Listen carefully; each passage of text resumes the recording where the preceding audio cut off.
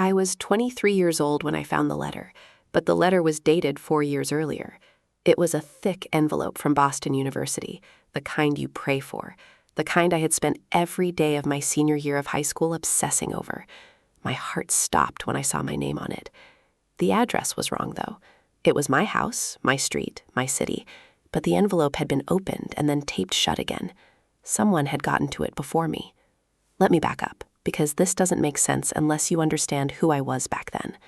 I grew up in a small town outside of Portland, Oregon, the kind of place where everyone knows everyone, and the high school football team is basically a religion. My name is Ella, and my entire life I was the quiet girl, the smart girl, the one teachers loved but classmates barely noticed. I wore thrift store sweaters and carried a backpack held together with safety pins. My mom worked double shifts as a nurse, and my dad had walked out when I was 10. We never had much, but I had my brain, and I had a plan. The plan was simple.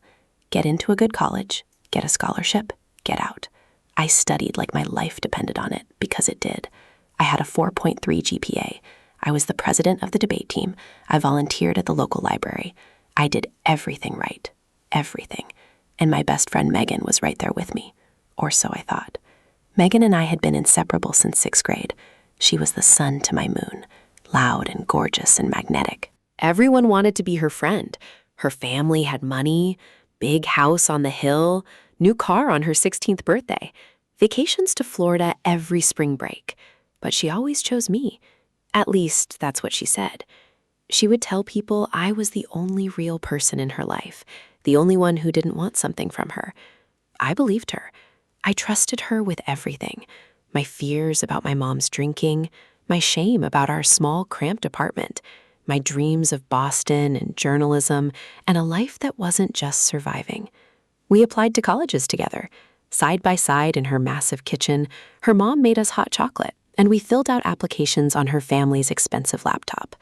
I remember Megan laughing and saying, "Wouldn't it be funny if we both got into BU? We could be roommates. We could take over Boston together."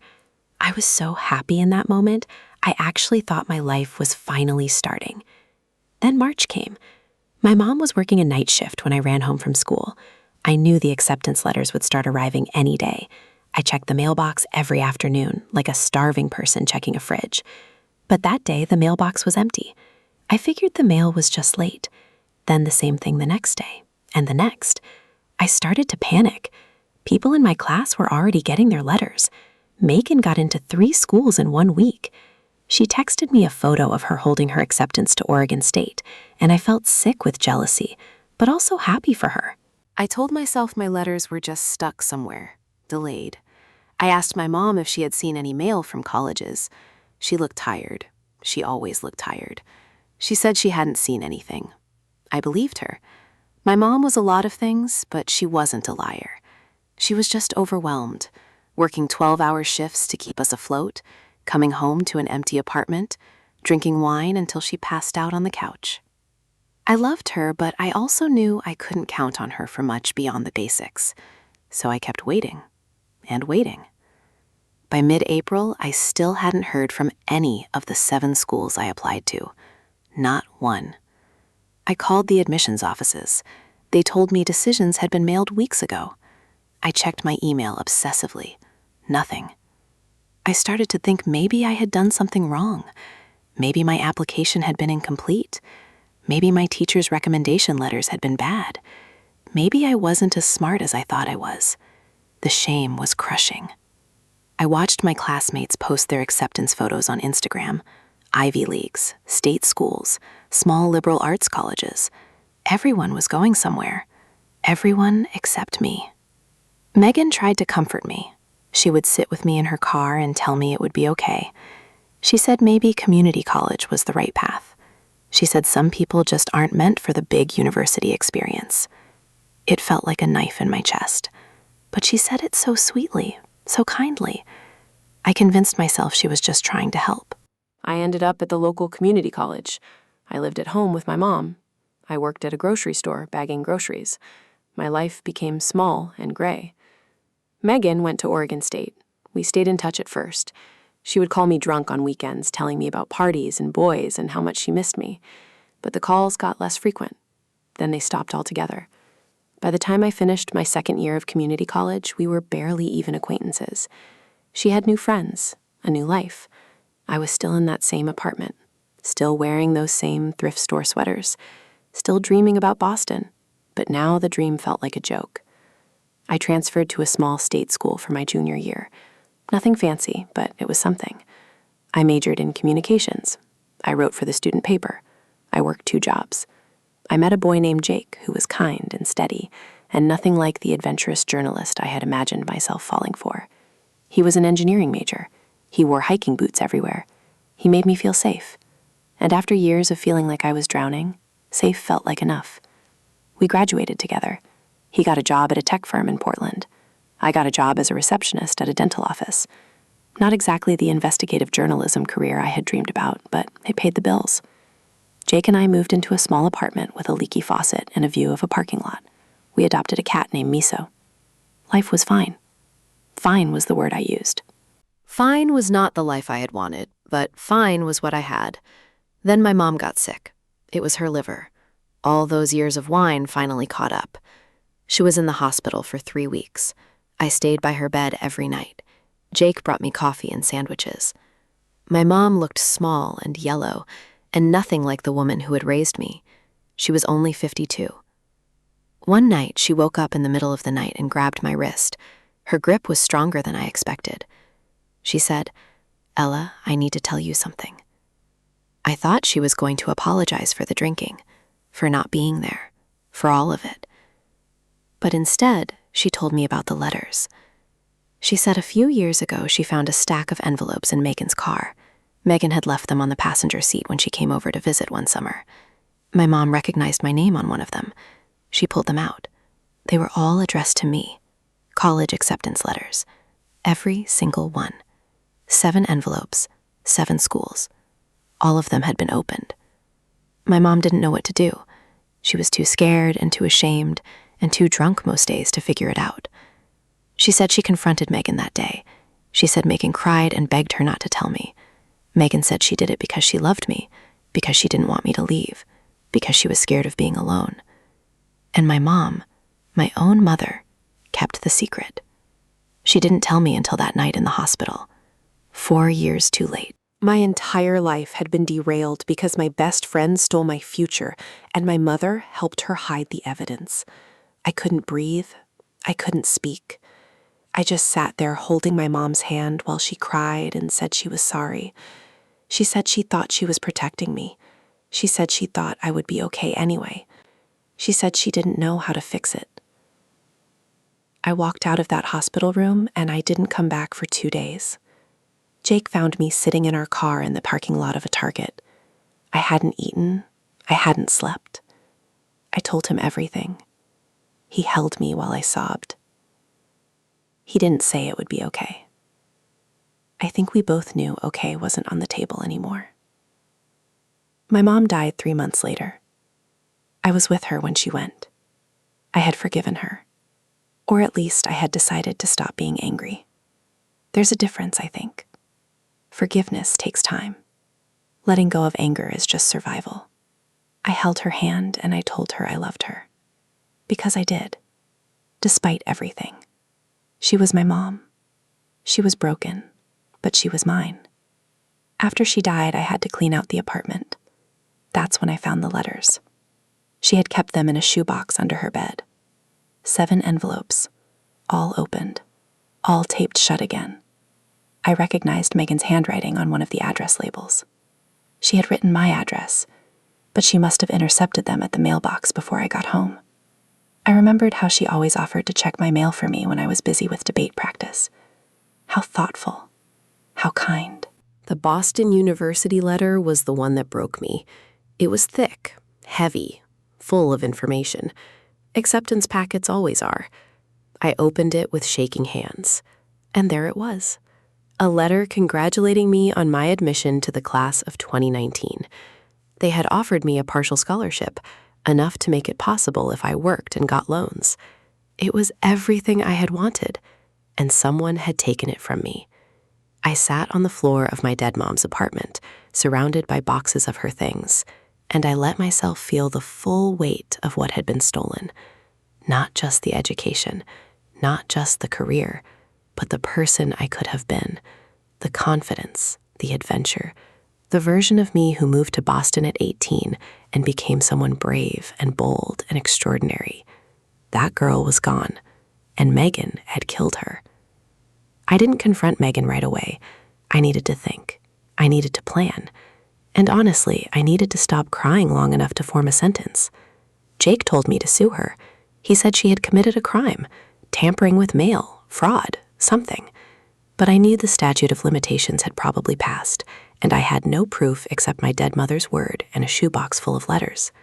Megan's family had money, lawyers, connections. I had a receptionist's salary and a cat. So I waited. I watched. I started following Megan on social media again. She had a private account, but she accepted my follow request, probably out of guilt or curiosity. Her life looked perfect. She had graduated from Oregon State with a degree in marketing. She worked for a trendy agency in downtown Portland. She had a handsome boyfriend named Brad, who proposed to her at Cannon Beach with a ring that looked like it cost more than my car. Her wedding was in 3 months, at a vineyard. Everything was white and gold and breathtaking. I scrolled through her photos for hours. Her smiling face, her perfect life. And I realized something. She had never paid for what she did. No once. She had gone to college. She had made friends. She had fallen in love. She had built a whole beautiful life on the ashes of mine, and she had done it without a single consequence. That's when I decided to stop being the victim. I decided to become the thing she never expected, the thing I never thought I could be. Dangerous. I started small. I reached out to her fiancé, Brad. Not in a crazy way, just a friendly message on Instagram. Hey, you're Megan's guy, right? Congrats on the engagement. I'm an old friend from high school. Small world. He replied almost immediately. He seemed nice, genuine, the kind of guy who posts photos of his dog and uses too many exclamation points.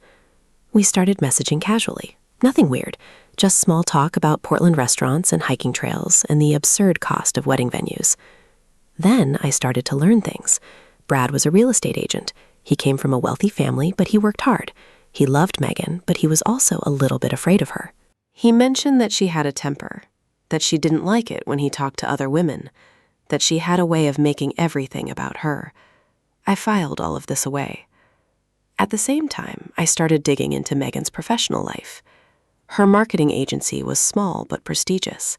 They worked with local breweries and boutique hotels. Megan was their senior account manager. She had a reputation for being ruthless. She had stolen clients from other agencies. She had thrown coworkers under the bus. She had lied on her resume, claimed she had a degree in business marketing when she actually had a general studies degree with a minor in communications. Little things, small cracks in her perfect facade. I started gathering evidence, screenshots of her LinkedIn profile, copies of her old resumes from college job boards, emails she had sent to me years ago bragging about how she manipulated her professors into giving her better grades. I wasn't sure what I was going to do with it yet, but I knew something. People like Megan don't just steal one thing, they steal everything, and they leave a trail. The wedding was getting closer, 3 weeks out. I had been talking to Brad for almost 2 months now. He had no idea I was anything other than a friendly acquaintance. We had never met in person, but we had late-night conversations about our fears and our dreams and our disappointments. He told me about his ex-girlfriend who cheated on him. I told him about my mom dying. He said I was the easiest person to talk to.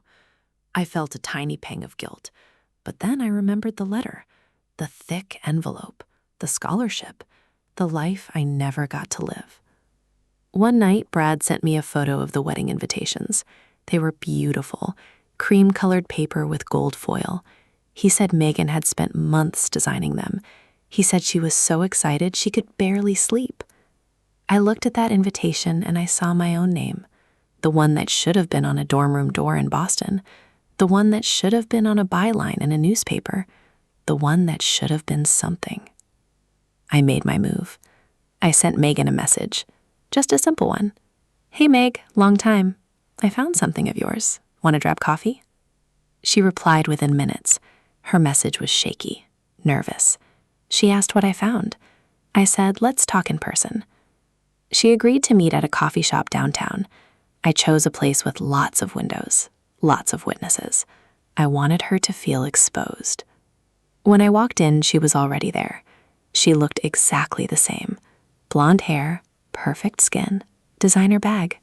But her hands were shaking around her latte. I sat down across from her and I didn't smile. I just looked at her, really looked at her. She was a stranger. She had always been a stranger. I said, I know about the letters. She didn't pretend to be confused. Her face went pale. Her mouth opened and closed like a fish. She said, Ella, I can explain. I said, no, you can't. You stole my future. You took 7 acceptance letters from my mailbox. You watched me fall apart. You let me think I wasn't good enough. And then you went to college like nothing happened. She started crying. Real tears. Or maybe fake ones. I couldn't tell anymore. She said she was young and scared, and she loved me so much she couldn't bear to lose me. She said she thought I would get over it. She said she thought I would find another way. I asked her if she had ever told anyone. She said no, not even Brad.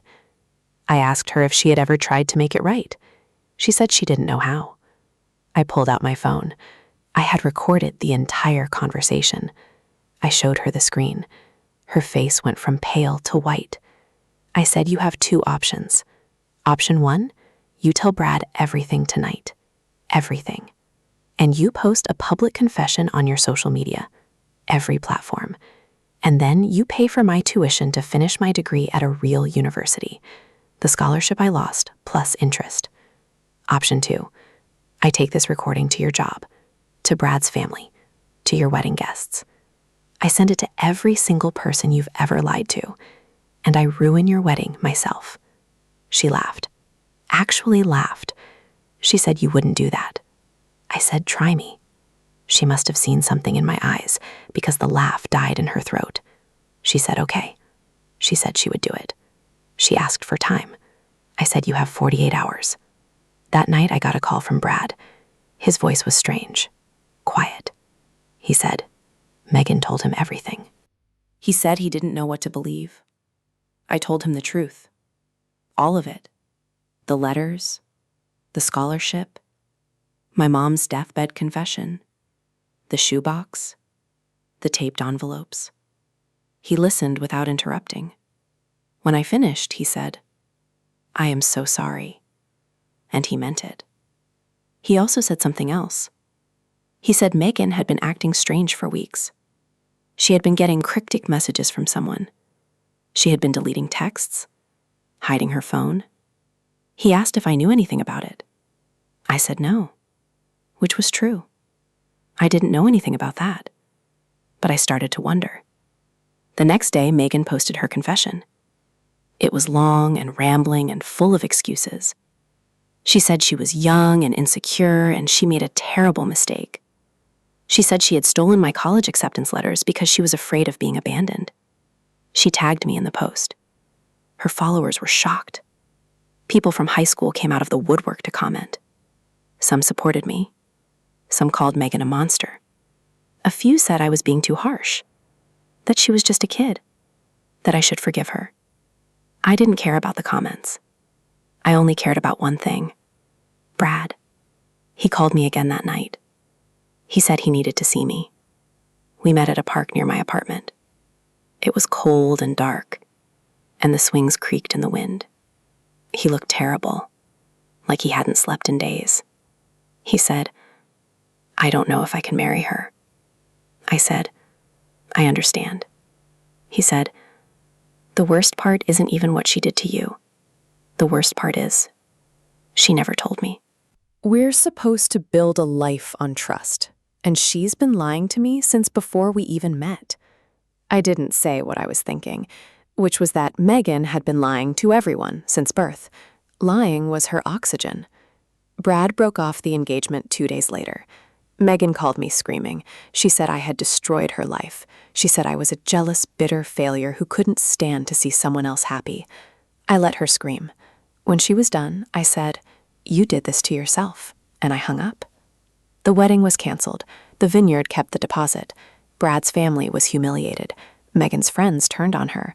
Her job found out about the confession and the resume lies. They fired her within a week. She moved back in with her parents.